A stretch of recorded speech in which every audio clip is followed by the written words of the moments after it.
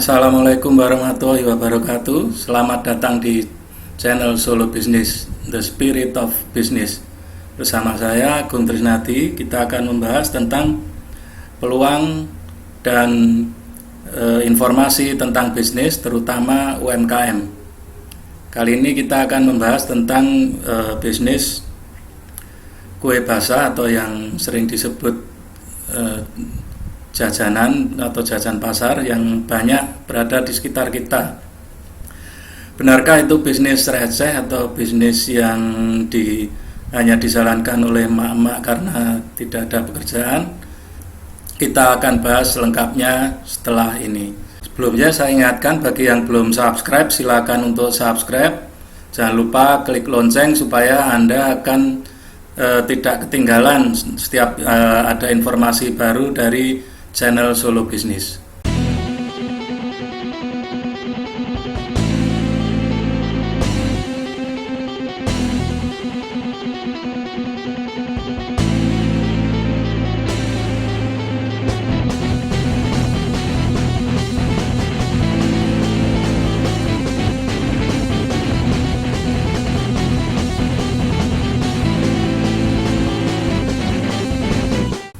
Sudah dari sejak dulu kue-kue basah itu dijual.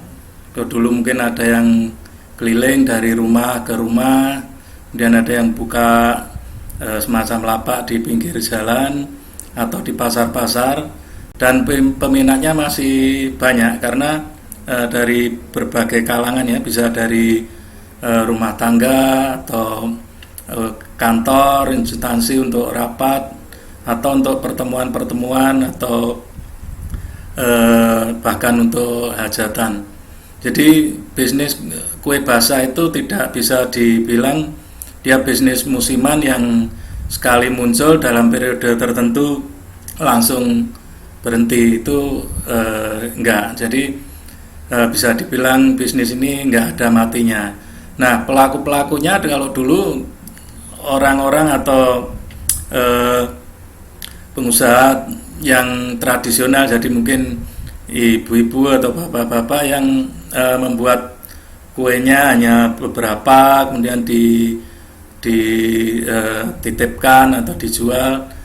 Nah, pada sekitar seputaran 3 atau 4 tahun yang lalu itu sudah berubah. Mulai orang-orang profesional, orang-orang yang sudah mapan, orang yang punya pekerjaan, mereka mulai melirik bisnis ini. Jadi mereka membuat makanan-makanan dengan mungkin ada yang jenis baru, mungkin dengan teknik yang atau kemasan yang baru, mereka titip-titipkan. Jadi semakin banyak orang yang melirik ke bisnis ini karena memang potensinya sangat besar ya. Setiap pagi itu orang banyak yang butuh untuk beli sarapan atau bekal untuk ke kantor atau bekal untuk ke sekolah atau untuk keperluan yang lain. Jadi bisnis kue basah ini sangat dibutuhkan, apalagi kalau pada musim-musim tertentu, misalnya pada bulan puasa itu banyak sekali berjejer di pinggir jalan tuh orang jual kue-kue tradisional untuk takjil di bulan puasa. Jadi potensi dan peluangnya masih sangat besar.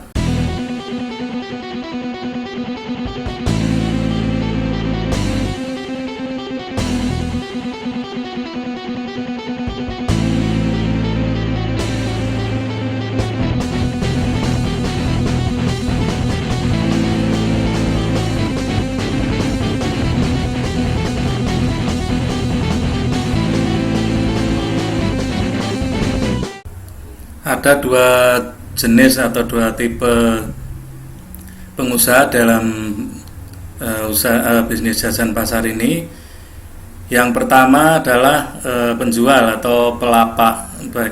Pelapak itu adalah yang menjual produk-produk dari orang lain, baik itu yang dititipkan atau dia kulaan.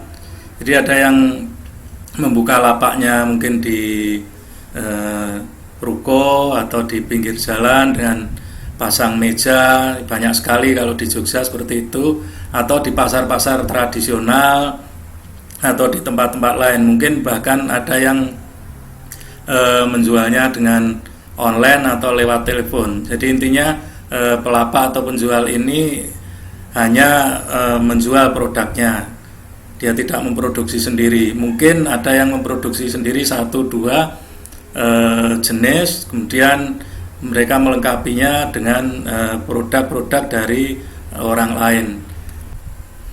Kelompok yang kedua adalah kelompok produsen atau orang yang menitipkan dagangannya. Jadi mereka yang memproduksi makanannya kemudian dititipkan kepada pelapak. Jadi bisa satu orang bisa menitipkan ke mungkin banyak ke pelapak. Jadi ada 2 jenis ya. Yang pertama adalah pelapak, yang kedua adalah produsen. Nah,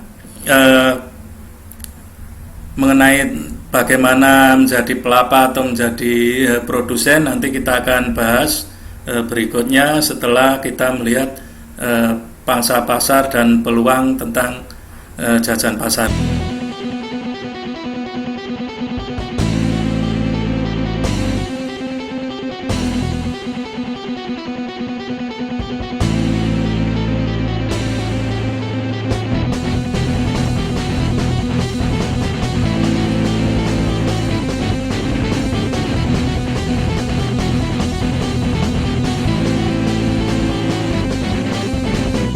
Bisnis jajan pasar seperti bisnis real lainnya, target pasarnya itu jelas dan segmented.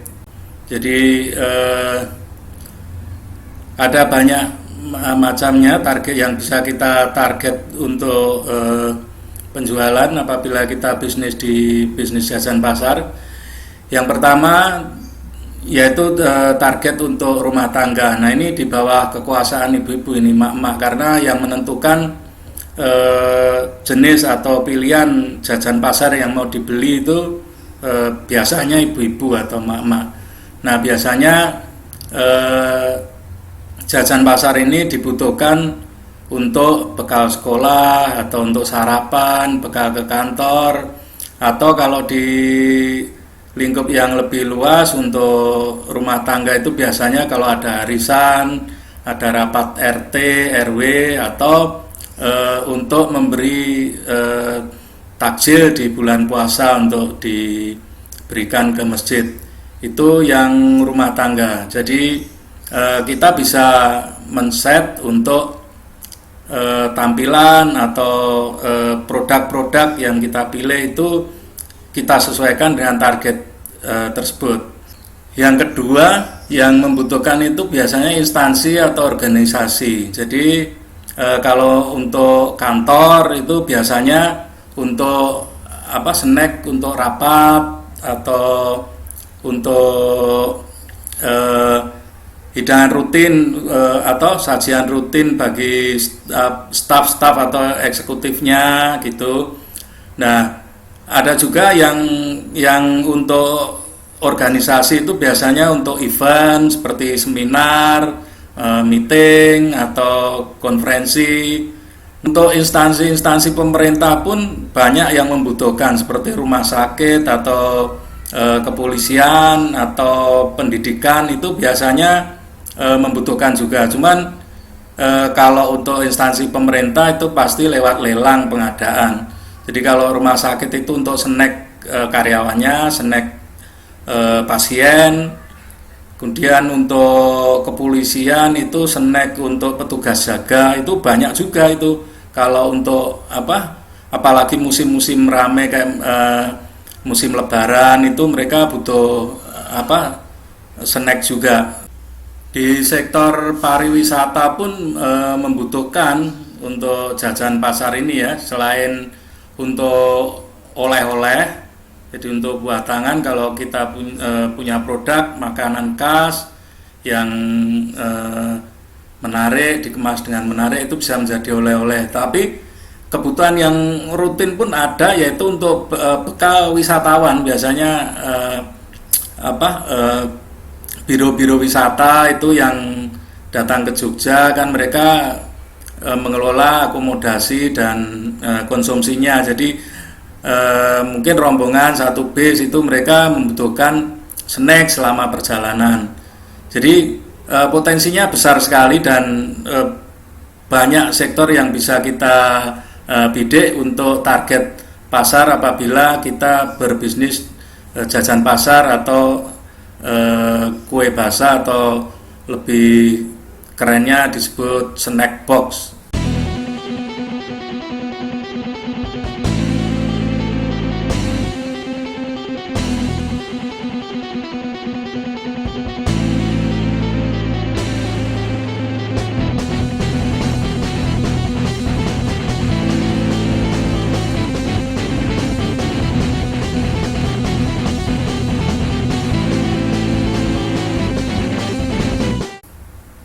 Jadi target pasar atau target penjualan atau mungkin planning untuk produksi untuk penjualan itu ada dua macam. Yang pertama adalah yang rutin, jadi yang dititip-titipkan. Kalau pelapak ya yang menerima titipan harian itu rutin, jadi bisa dihitung nanti per harinya titip berapa atau produksi berapa atau dijual berapa itu. Yang kedua itu insidental, jadi atau kalau ada pesanan. Nah, pesanan itu termasuk produk-produk yang saya sebutkan tadi. Kalau dari ada pesanan dari instansi, dari organisasi. Nah, ini insidental ini sebetulnya bisa jadi rutin, cuman beda instansi yang memesan. Jadi itu besar sekali, jadi kadang lebih besar dari omset harian kita. Jadi memang sangat potensi, dan dua jenis pelaku usaha dalam jajan pasar ini, baik yang seperti yang saya sebut sebelumnya, baik produsen atau pelapak itu core bisnisnya atau tujuan utamanya itu atau apa yang mereka kejar itu biasanya ke pesanan, karena jumlahnya besar. Jadi kalau misalnya kita titip itu per lapak kecil itu kira-kira sekitar 20 piece gitu ya, sampai kalau lapak besar ya mungkin sampai 100 atau 200 piece itu. Nah, pesanan ini bisa 500 sampai 1000 piece satu organisasi, satu pemesan. Bayangkan kalau sehari bisa 2 atau 3 atau bisa 10, tergantung produk kita atau tergantung cara pemasaran kita. Jadi potensi pasarnya itu masih terbuka, masih besar. Memang tingkat persaingannya tinggi, tapi bisnis ini bukan musiman, jadi nggak akan mati selama masih ada orang yang anak sekolah, orang bekerja. Selama itu mereka butuh sarapan, mereka butuh snack untuk rapat, untuk keperluan yang macam-macam. Jadi beda dengan produk kuliner yang lain yang mungkin musiman atau tergantung selera, tapi ini bisa rutin. Tapi juga bisnis ini bukan bisnis yang gampang. Ini juga harus dikelola dengan benar dari manajemen produksi sampai ke pemasaran, termasuk administrasi dan sebagainya.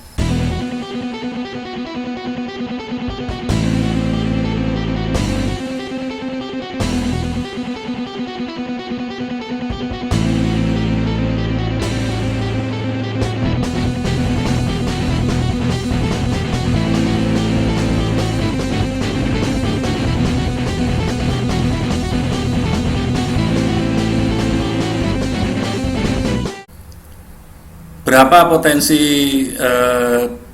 pendapatan dari bisnis ini? Bisnis jajan pasar atau bisnis kue basah, snack box ini potensinya sangat besar sekali ya. Jadi misalnya untuk pelapak, jadi pelapak itu menaikkan harga itu sekitar 10 sampai 20% itu dari harga produsen. Itu tergantung kesepakatan awal atau tergantung harga yang diajukan oleh produsennya. Jadi misalnya yang memberikan harga dari produsen itu nanggung, ya nanti akan jadi kecil atau lebih besar. Misalnya kalau di harga 2.000 itu biasanya pelapak bisa saja menaikkan 2.200 atau bahkan 2.500, jadi dia dapat 25%. Nah itu tergantung. Jadi sebagai produsen kita harus pintar juga ngatur supaya harga itu bisa standar.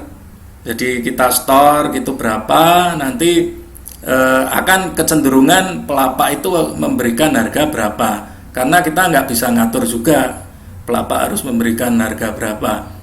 Nah kita hitung lagi, satu pelapak itu bisa, kalau pelapak kecil itu bisa ada sekitar 30 sampai 50 orang yang nitip atau produsen ya. Nah, berarti kan ada sekitar 50. Nah, kalau kita hitung 30 saja lah, 30 itu satu produsen itu tidak semuanya cuma nitip satu produk, bisa 2, bisa kadang 5 atau banyak. Jadi rata-rata katakanlah satu pelapak yang kecil aja itu bisa 100-an produk. Nah itu jenis produknya, belum berapa piece-nya itu titipannya berapa. Misalnya onde-onde ya titip biasanya itu paling enggak ya 20 biji sampai 50. Kalau yang besar itu bisa 100 biji itu per item produk. Nah itu bisa dihitung dari harganya. Kalau rata-rata anggap saja 1.000, nah ada 100 jenis, itu kan berarti 100.000 lah. 100.000 kali berapa piece-nya, katakanlah 100 itu jadi 10 juta. Nah tinggal nanti omsetnya berapa persen. Kalau 50% 5 juta, nah dia dapatnya sekitar 500-an ribu per hari. Besar sekali. Nah bagaimana dengan produsennya? Produsen pun juga sama. Kalau yang benar-benar profesional atau memang untuk produksi kue basah atau jajanan, mereka akan produksi banyak dan dititipkan di banyak lapak. Jadi kalau pengalaman saya aja, satu orang itu mampu untuk titip sekitar 30 tempat. Ya karena sebetulnya bisa banyak, cuman itu kan dikejar waktu. Kalau orang nitip itu kan mulai berangkat itu sehabis subuh, dan jam 6 itu sudah harus sampai di lapak itu maksimal. Itu sudah harus ditaruh di meja di lapak yang kita titipkan. Jadi kalau waktunya ya kira-kira cuman paling maksimal kan 2 jam untuk 30 tempat, dan ngitung jarak juga kan.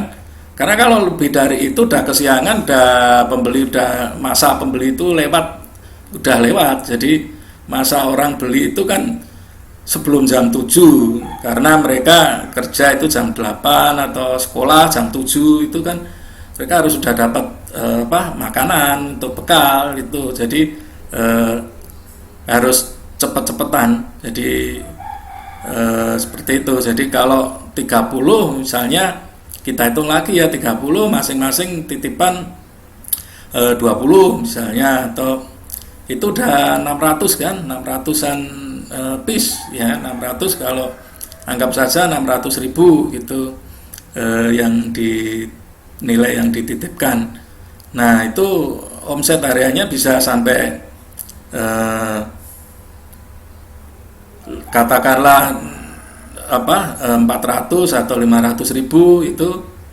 Itu keuntungannya di atas 30% untuk keuntungannya. Jadi itu dari yang dititipkan, belum yang nanti dari pesanan. Nah pesanan itu lebih besar lagi. Jadi sebagai produsen itu harus pintar-pintar mengelola. Jangan sampai kita terima pesanan banyak tapi titipan jadi berkurang, karena kapasitas produksinya tidak mencukupi. Nah itu tantangannya, jadi harus dikelola dengan baik.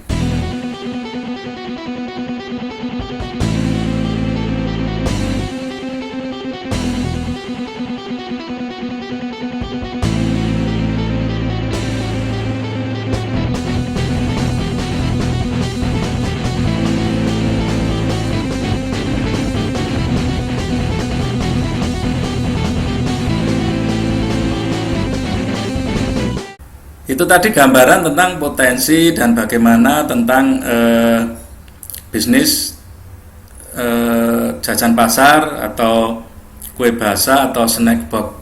Jadi memang potensinya masih sangat luar biasa, masih sangat besar dan kesempatannya masih ada, tapi juga persaingannya juga tinggi. Dan bisnis ini bukan bisnis kalau mau serius itu tidak bisa untuk jadi sambilan, karena ini kalau apalagi jadi produsen itu ini bisnis yang keras, jadi perlu kerja keras, perlu pengaturan yang manajemen yang betul, karena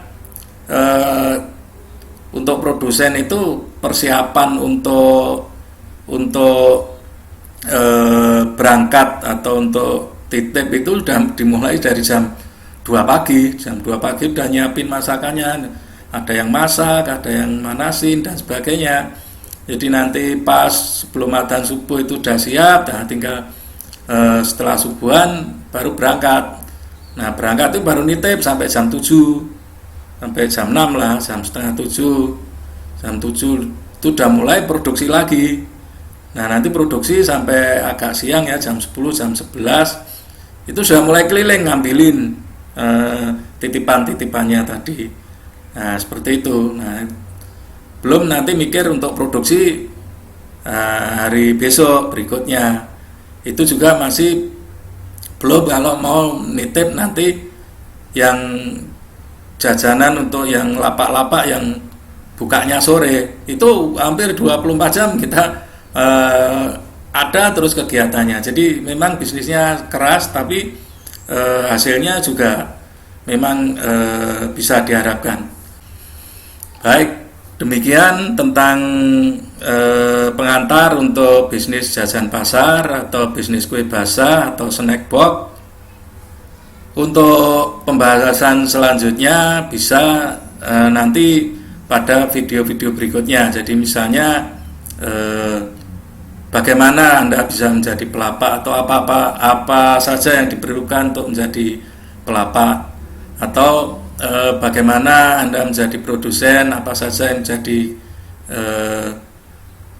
yang dibutuhkan oleh produsen, termasuk bagaimana memilih produk, bagaimana manajemen produksi, bagaimana pencatatan karena itu penting, bagaimana permodalan dan bagaimana pemasarannya.